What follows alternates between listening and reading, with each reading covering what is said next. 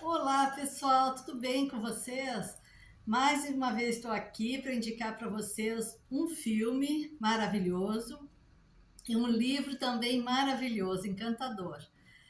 Quero agradecer a todos que se inscreveram no canal, deram um like, compartilharam o vídeo, comentaram no canal. Muito obrigada de coração. E para quem é novo no canal, seja muito bem-vindo ao canal. Espero que goste das dicas, se inscreva no canal e não esqueça de apertar o sininho para você receber as notificações, tá bom? Que o YouTube informa quando a pessoa aperta o sininho, ele comunica que tem vídeo novo. Vamos ao filme, então. O filme é um filme baseado numa história real. O filme chama Hurricane, é a história de um boxeador americano cujo nome verdadeiro é Rubin Carter. Ele, no ano de 1966, ele estava no auge da sua forma física e estava ganhando todas as lutas. Era bem provável que ele fosse um campeão nessa época. Mas aconteceu um incidente na vida dele. Ele foi acusado de ter assassinado várias pessoas em um bar em Nova York. E mesmo ele sempre dizendo que era inocente, que não estava lá naquele bairro, naquele dia, naquele horário, mesmo assim, ele foi preso e ficou muitos anos preso.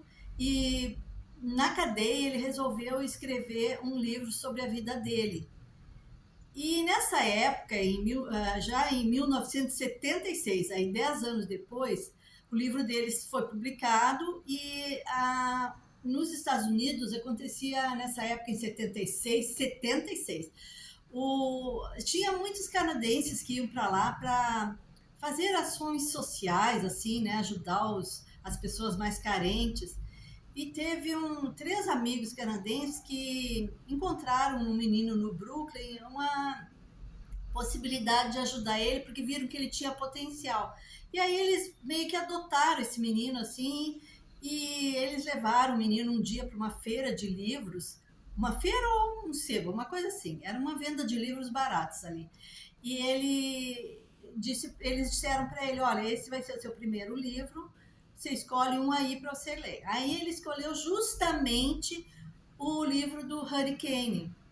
E ele se identificou muito com a história, né? Se comoveu também, ficou comovido com a história e ficou fascinado pela história, assim. Tá, aí passou o tempo, né? Ele foi morar no Canadá com esses canadenses. O pai autorizou que ele fosse morar lá, porque ele teria uma condição melhor de vida, iria estudar.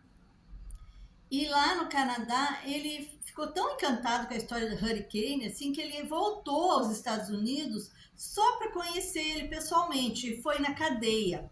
E eles tiveram, assim, uma afinidade muito grande. Ficaram tão amigos que ficaram, assim, como se fosse pai e filho. E o guri ele sempre dizia para os canadenses que acreditava na inocência do Hurricane, que não era possível que ele afirmasse com tanta ênfase que ele era inocente, e ele contava que não estava naquele lugar. Então o guri pediu para os canadenses. Isso já tinha acontecido umas três apelações assim do Hurricane para ver se soltavam ele, se comprovava a inocência, e ele sempre continuava preso. Ele foi condenado à prisão perpétua. E nessa época também do livro, também foi para esse livro, né, em 70 e poucos, lá nas mãos do Bob Dylan. E o Bob Dylan leu a história, se comoveu com a história dele também, foi visitá-lo na prisão e falou para ele que faria uma música sobre a história dele. E fez a música. E a música estourou nas paradas de sucesso e aí deu muita luz ao caso, né? Aí voltou às páginas dos jornais e muitos artistas se envolveram tentando provar a inocência do Hurricane, mas não deu em nada. Ele continuou preso, foi mais a um julgamento e mesmo assim o júri considerou que ele era culpado. E nessa época de 66, quando ele foi preso, nos Estados Unidos era o auge do racismo, assim, né? Muita gente racista, e inclusive esse delegado que prendeu ele. E o delegado fazia de tudo para ele não ser solto, né? E aí, esse menino, voltando ao guri, né? Esse gurizinho que foi lá visitar ele, quando voltou para o Canadá de novo, ele falou para os amigos canadenses que acreditavam muito na inocência do Hurricane e pedia Hurricane e pedia para eles, pediu para eles se envolverem, ver se eles não resolviam mais uma vez ver o processo, ver se era possível fazer mais uma apelação à justiça, mais um julgamento. Bom, os canadenses aí então resolveram se envolver na história e voltaram, dessa vez definitivo, para os Estados Unidos e começaram a revirar todo o processo. E entraram em contato com os advogados da época também, né? Que tentaram absolver ele. E aí eles foram entrevistar pessoas que na época foram testemunhas e eles descobriram muita coisa errada nesse processo, muita coisa que tinha sido escondido do júri, dos jurados. E aí eles conseguem, com bastante apoio dos antigos advogados e das pessoas que sabiam que Harry Kane era realmente inocente, mas tinha sido condenado né, por puro racismo, e eles então conseguiram a libertação dele. Mas é um filme, gente, que é emocionante, vale muito assistir, porque, embora eu já tenha contado aqui, é uma história real, é uma história comovente, é uma história para ver o quanto é difícil para, às vezes, uma pessoa, né, só por causa da cor da pele, provar sua inocência. E isso é muito triste. Mas, assim, eu recomendo que vocês assistam ao filme, vocês vão gostar muito do filme. Eu me emocionei, achei bem bacana o filme. É uma história bem comovente mesmo. Bom, e o livro, pessoal? O livro já é mais leve. O livro é um livro encantador. O livro chama Kafka e a Boneca Viajante. É esse livro aqui. Eu não sei se dá para ver direitinho.